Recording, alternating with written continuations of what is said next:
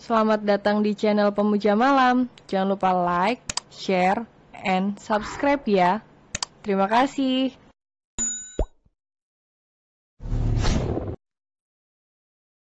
Episode 35 yang ingin saya rebut bukan hanya raganya saja. Rafael sudah berdiri di hadapannya. Dasar brengsek. Umpat Rafael penuh amarah, dan dia tak segan memberikan bogeman mentah pada Darial. Darial yang sempat memalingkan wajahnya. Karena menerima bogeman di wajahnya dari Rafael, menatap tajam. Jadi begini rupanya calon suami Ayasha, Anda telah bermain api di baliknya. Geram Rafael. Tangan pria itu kembali melayangkan bogeman namun Darial cepat menangkisnya. Oh, ini yang disebut saudara Ayasha, tapi Anda terlihat sangat cemburu. Balas kata Darial sinis dan membalas bogeman Rafael. Sebaiknya menjauh dan menghilanglah dari Ayasha, ketimbang saya bongkar semua kelakuanmu di sini. Ancam Rafael, sembari menarik jas baju Darial. Darial memutar bola matanya dan semakin menajamkan sorot matanya. Ayasha adalah calon istri saya, dan Anda tidak perlu pakai mengancam saya. Sebaiknya Anda yang menjauh dari Ayasha. Jangan pernah lagi mendekatinya. Ayasha hanya milik saya seorang, ingat itu. Sentak Darial. Tangannya pun ikut mencengkeram kerah kemeja Rafael dengan kuatnya. Brengsek, maki Rafael. Pria itu mendorong tubuh Darial. Kemudian menghajar wajah Darial bertubi-tubi. Dan Darial pun menyerang balik Rafael. Botol wine yang dirampas oleh Darial mengenai punggung Rafael yang spontan membalikkan tubuhnya, hingga botol wine itu pecah. Satya, Leo serta petugas keamanan segera meleraikan perkelahian sengit itu. Sebelumnya Satya buru-buru memasukkan ponsel ke dalam saku celananya. Baru menyelamatkan nyawa bosnya, saya tak akan izinkan Anda mendekati Ayasha lagi. Jangan bermimpi menjadikan Ayasha sebagai istrimu, karena saya akan merebutnya kembali. Ayasha adalah mantan tunanganku. Sebenarnya calon istri saya dan saya akan merebut hatinya kembali, teriak Rafael saat mereka berdua dipisahkan. Satya mencoba menahan Rafael untuk tidak berkelahi lagi. Apalagi tangan Satya merasakan ada yang basah di balik kemeja bagian punggung Rafael. Darial tampak geram mendengarnya. Jangan mengancam saya. Anda tak bisa merebut calon istriku. Ayasha akan menjadi istriku. Balas teriak Darial. Andaikan tubuhnya tidak ditahan oleh security, mungkin dia akan kembali membalas menghajar Rafael. Benar dugaan saya, ternyata di masa lalu mereka berdua pernah ada hubungan. Bukan hanya sekedar saudara, saya harus bergerak cepat menjadikan Ayasha sebagai istriku. Sesungguhnya cintakah Darial dengan Ayasha atau hanya terobsesi? Karena Ayasha berbeda dengan wanita yang dia temui selama ini. Setahun yang lalu, Darial sempat mengadakan rapat kerja di Hotel Ina Garuda selama 2 hari. Tak sengaja dia melihat sosok Ayasha untuk pertama kalinya. Dari sekian wanita yang selalu mengagumi dirinya namun tidak dengan Ayasha. Di saat tak sengaja mereka berdua berpapasan tatapan Ayasha lurus ke depan. tidak menoleh ke arah dirinya. Gadis itu terasa dingin dan menarik Daryl untuk mencoba mendekatinya. Di saat dia sengaja komplain tentang kamarnya. Ayesha pun datang ke kamarnya ditemani petugas housekeeping. Lagi-lagi wajah cantik Ayesha yang terasa dingin memikat hati Daryl saat itu. Sepertinya Ayesha tidak ingat dengan pertemuan pertama kali dengan Daryl. Karena setahun yang lalu Daryl memiliki rambut agak gondrong. Belum lagi dia menumbuhkan bulu jambangnya namun tetap terlihat tampan. Tidak seperti saat ini yang sudah dirapikan hingga tampak sempurna wajah tampannya. Pria yang jika dirinya sering diacuhkan dan dicuekin oleh seorang wanita, pasti akan semakin mengejarnya karena rasa penasaran. Namun pria itu semakin lama semakin jatuh cinta dengan gadis itu. Di saat dia memberanikan diri untuk mengenal Ayesha. Melalui proyek kerjasama hotel dengan perusahaannya, ternyata membuatnya semakin jatuh cinta dan rasa ingin memilikinya semakin menggila.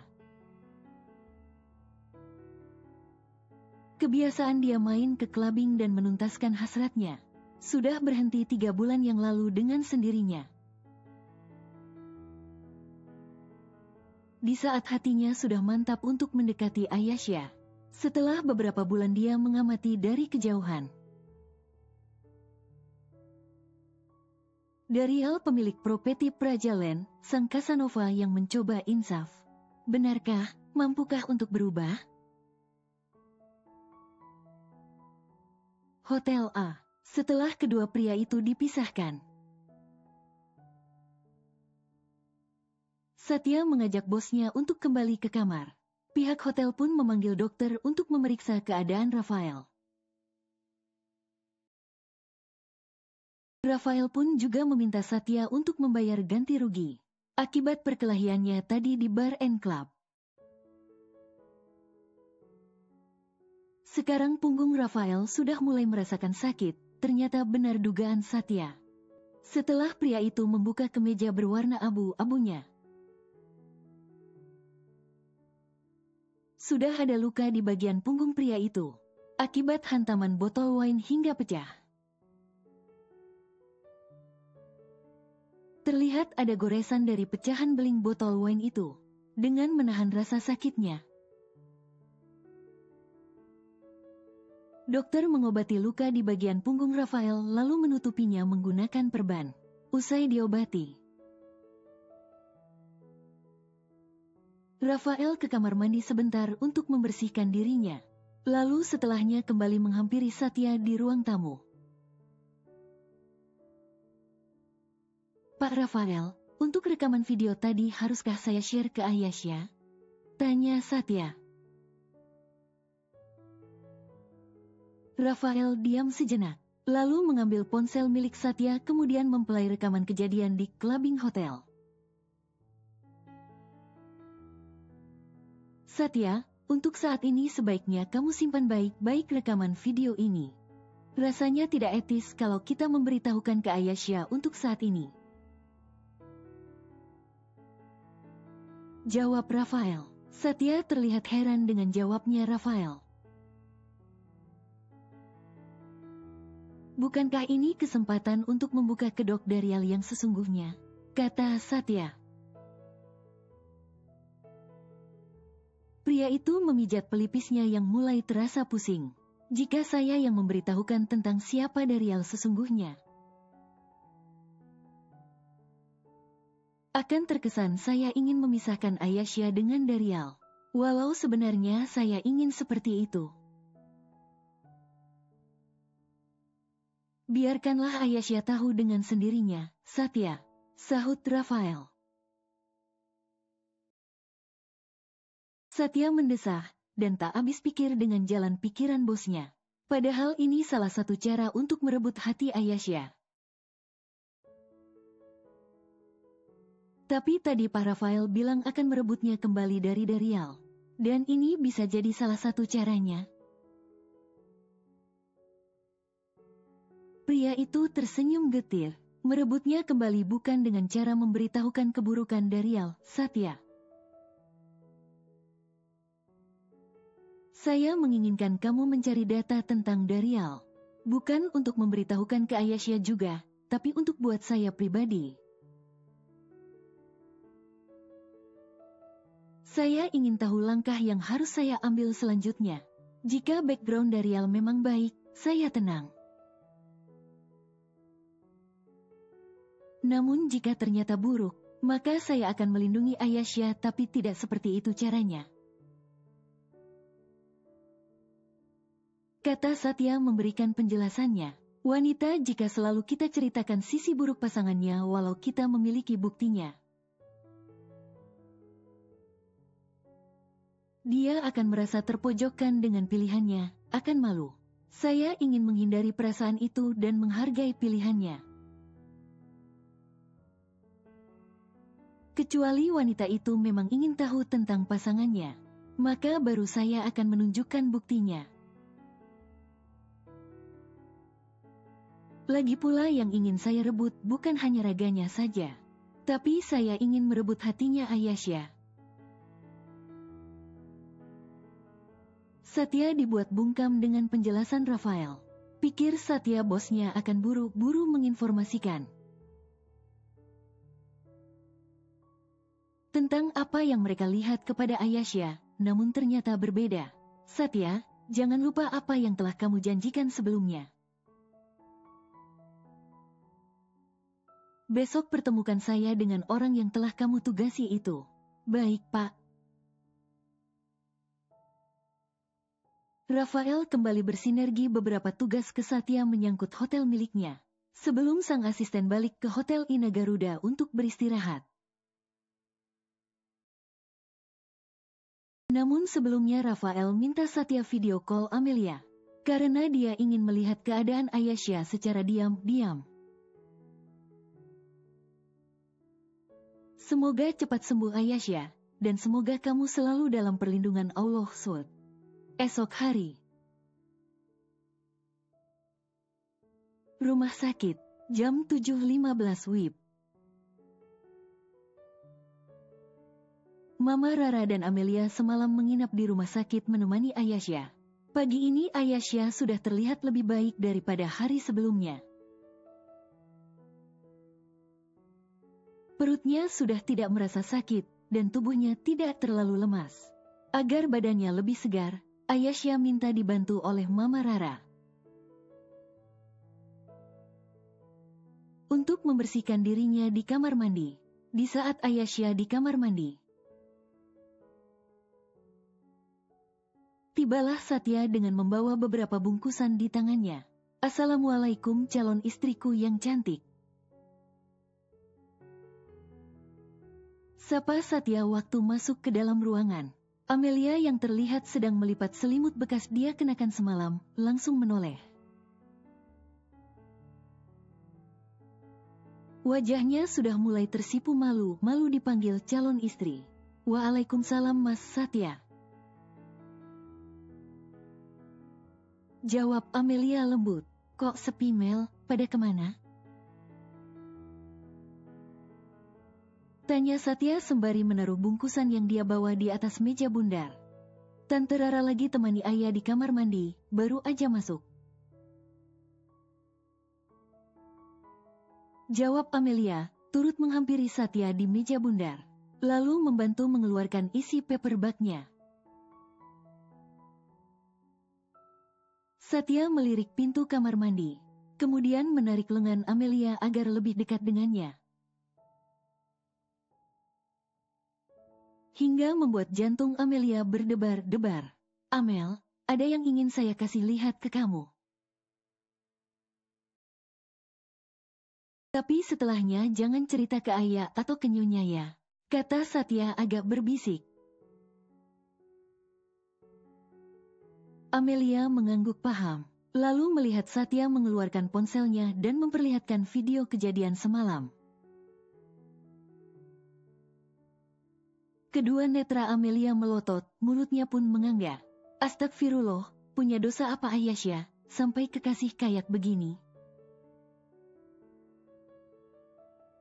Amelia keceplosan berucap dengan nada tinggi. Refleks Satya membungkam bibir Amelia dengan bibirnya. Hening sejenak di antara mereka berdua.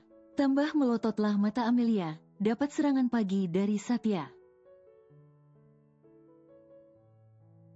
Walau hanya sekedar menempel saja namun lama, Satya pun mau tidak mau menarik bibirnya dengan lembut. Maaf, kata Satya agak takut, tak enak hati. Haduh bodoh banget sih, kenapa pakai cium Amel segala, mana itu ciuman pertama? Ong, ciuman pertamaku diambil sama Mas Satya. Satya dan Amelia sama-sama tertunduk malu, namun video rekaman itu masih berjalan. Maaf ya Mel, jangan marah. Habisnya tadi kamu ngomongnya kekencangan takut terdengar sama ayah, kata Satya menyesal. Iya mas, gak apa-apa, tapi Mas Satya udah ambil ciuman pertamaku. Jawab Amelia pelan. Itu juga ciuman saya pertama kali sama perempuan, Mel. Kamu yang pertama, jawab jujur Satya, yang memang belum pernah berpacaran. Amelia yang awalnya menundukkan kepalanya, langsung mendongakkan wajahnya, agar bisa menatap pria yang kini berdiri di hadapannya. Betulkah, saya yang pertama? Pria itu menatap hangat Amelia. Kamu yang pertama dan yang terakhir buatku. Lamaran saya kemarin itu sangat serius, Mel. Saya masih menunggu jawaban dari kamu. Jika kamu menerimanya, saya akan segera melamar di hadapan kedua orang tuamu. Jawab Satya menunjukkan keseriusannya. Amelia juga ada perasaan terhadap Satya. Dia bisa merasakan ketulusan dan kejujuran Satya walau belum lama mengenal. Mas Satya, saya minta waktu untuk menjawabnya. Saya salat istihoroh dulu agar hati saya mantap untuk memilihnya. Karena menikah itu bukanlah permainan. Dan Mas Satya kan tahu jika saya baru dikecewakan oleh calon suamiku. Saya tidak mau terulang kembali. Tangan Satya mengusap lembut pipi Amelia. Saya akan sabar menunggu jawabanmu. Dan saya akan selalu berdoa meminta pada Allah agar kamu menjadi istriku. Amin, semoga terkabul. Jawab Satya. Jawaban Satya membuat hati Amelia terasa hangat dan merasa dirinya sangat dicintai. Karena Satya meminta pada sang pemilik jiwa raganya. Walau Satya tidak mengucapkan kata cinta.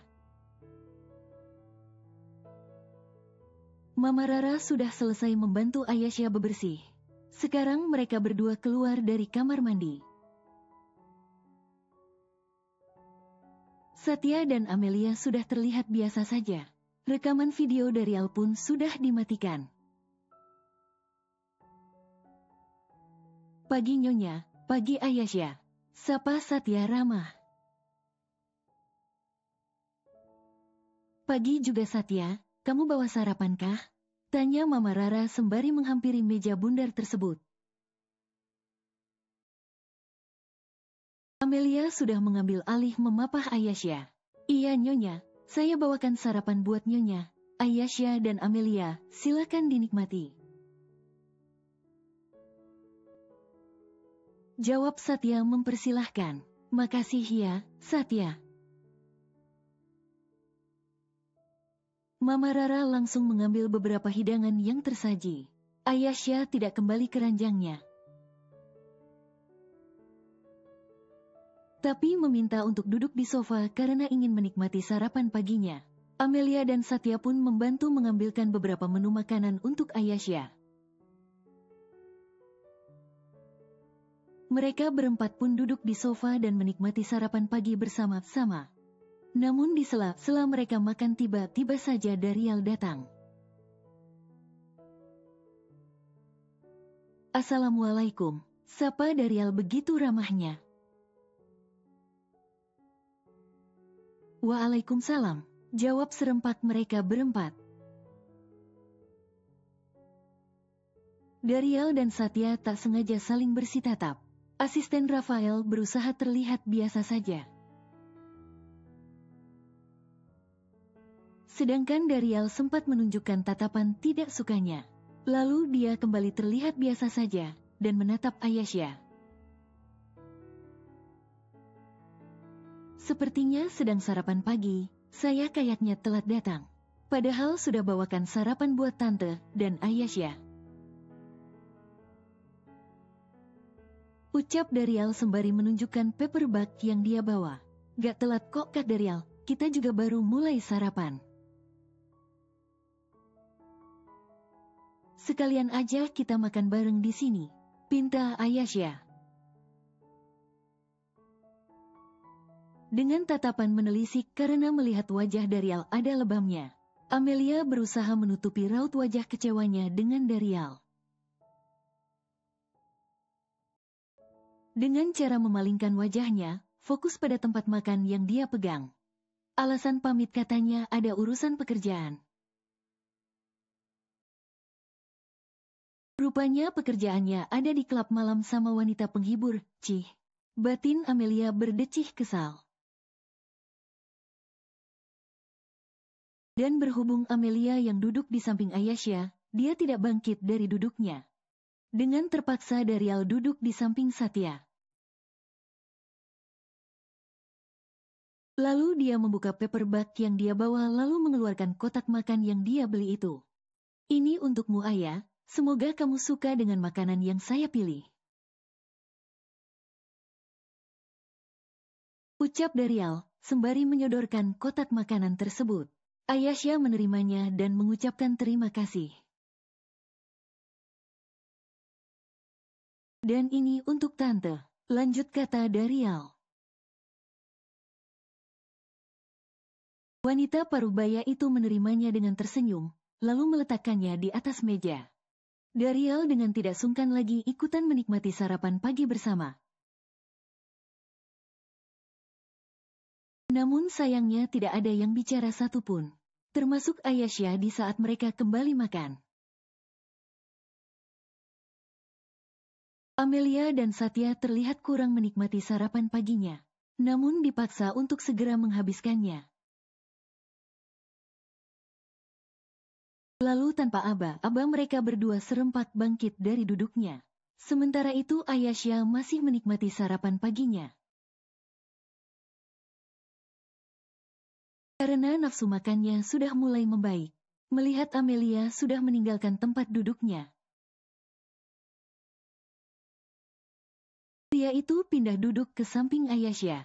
"Makan yang banyak, biar kamu lekas sembuh," ucap Darial, penuh perhatian.